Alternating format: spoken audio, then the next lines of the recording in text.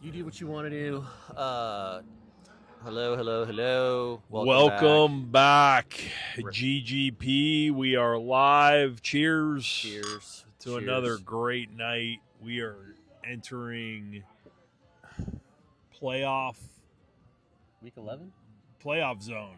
I Playoff mean, this zone. is where we're starting to focus on who can make the playoffs or who can't.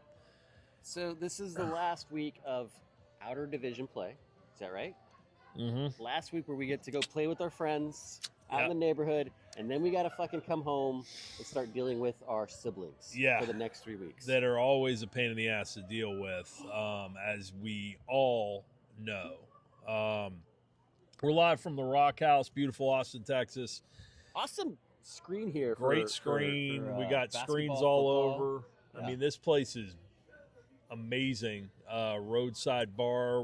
This is our second visit here. It is our second visit here. Needed a cold beer. Needed to unwind a little bit on a Wednesday night. Creeping into Thursday We almost morning. had a guest appearance, by the way. We're waiting on guest appearances. Anybody in the GGP in the Austin area, we'd love to have you. We've got room for a third seat. We do. Come We on do. in. Let's take a look at last week. I think Matchup. we got to look at how things are shaping up, and Yeah, week 10. There we go. week 10 was good for some, Yep. really bad for others, and week 10 was not a good week for you, Al. We'll start with you. Week 10. Against yeah. JB. Ran into a buzzsaw. JB, as we all know, highest scoring team in the league. Yep. Fantastic team. Devin Achan goes for 40.5 points. Yep.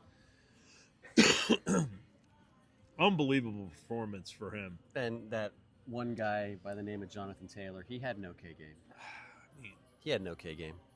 you get 90 points out of your running backs. How do you beat that?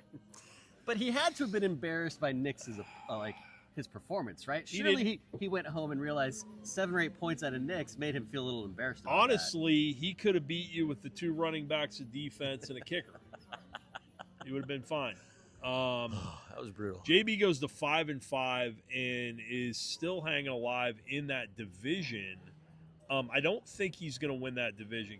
I think Dan Rod can squeak out a win or two here, but JB has been an absolute buzzsaw with that backfield, and nobody, and I mean nobody, wants to face him right now. No. You got the best of them. Now you head to 7-3. Yep. Dan Rod just keeps on winning.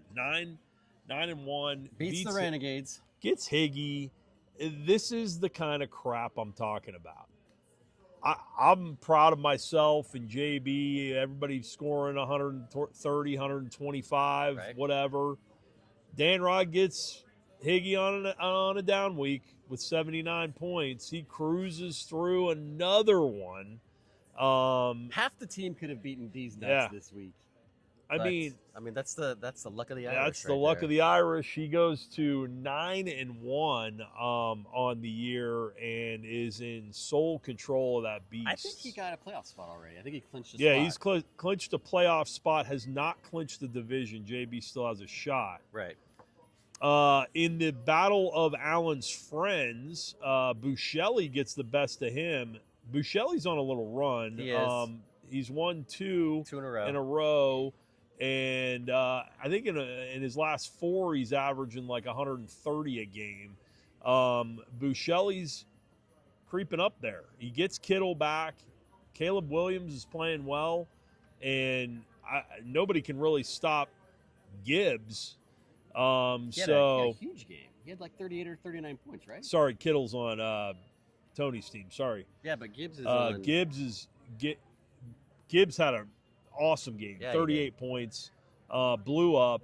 So congrats to Buscelli for another win. He goes to 5-5 and puts himself second in the black and blue. Me versus Sean. I get a nice 60-point victory. Nice cool Vic. 51 points is a lot of points. Yeah, I took care of Sean. This game was over early. I could see the writing on the wall with that. That lineup of his just kind of circulating quarterbacks in and out. It's just been tough for Sean, but I know he had his eye on Brissett at the draft. He was telling me, I think Brissett's going to shine. He was telling me. So, yeah. Hell of a guy to be looking at in August. Sean goes to a horrid 2-8, and he's slowly the door's slowly closing for him. I go to 4-6. I'm hanging alive. I still got a shot in this thing, but I got to keep winning. Yeah. The Battle of the Seraphims. Seraphim Bowl. Game of the week was a pretty good one, but Larry pulled it off in the end. Paul. That Monday night game was almost as bad as horrible. That Thursday night game. Horrible game Monday night. Paul had nothing out of Barkley. I saw the halftime score 0-0. What the fuck was that?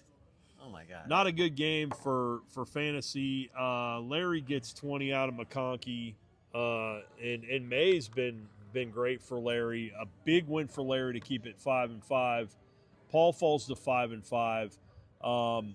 He's creeping around that second spot in the West. I gotta say, Paul needs to go on a run because Eric, who knocked off 7-3, Banco, goes to 7-3 with Dart and company. Now Dart's hurt. Keep an eye on that. But Eric had a nice performance and gets to 7-3 and is pretty much in sole control of the Wacky West. But he's got to go back home. He's got to play 3 in a row against Paul and whoever else is in there, and Tony. And he's got to deal with that West, Higgy and company. Not really Higgy, though. Higgy might throw a team out there here and there every once in a while. He does. Big loss for Banco. Banco was kind of surging a little bit. He'd won like 2 or 3 or something like that. Team looked pretty good. That's a big loss, big blow for him. He goes to 3-7 in the Beasts. That wraps up Week 10's preview or review. We are going to go into the capsules next, live from the Ice House. From the Rock House. Rock House. Probably serves Ice House, though.